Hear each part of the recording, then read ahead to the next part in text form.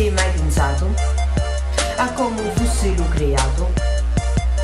Se non di chisse, l'uomo femmina si susisse,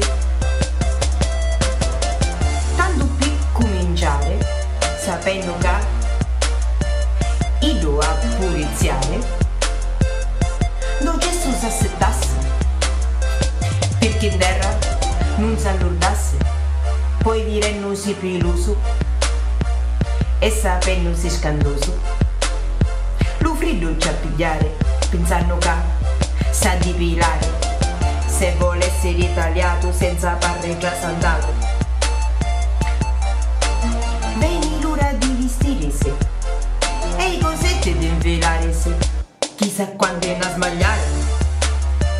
prima di poter risare e li bistemmi a tirare, quando loro è gipetto a buttonare, senza occhi dalle spalle, uno giusto e 100 sbagli. Ma la cosa più patita è impiccare si vita di riperi in descarpitte, culi punti troppo usciti e i tacchi bella spinti che somigliano a un birillo. Ma finora m'ha scherzato che l'aspetto più temuto è sapersi organizzare, all'une figli a pigliare,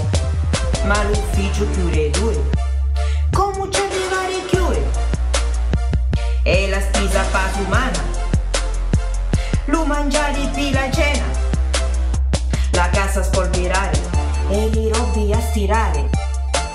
e ho pensieri di lirogli, lo pane con lo foglie, la razza si estinguisse perché figli non ne facesse. Se sta sciarizza succedesse, forse l'uomo ci pensasse, che sia femmina e nervosa, è perché è coraggiosa e non si tira indietro mai, se no lo mondo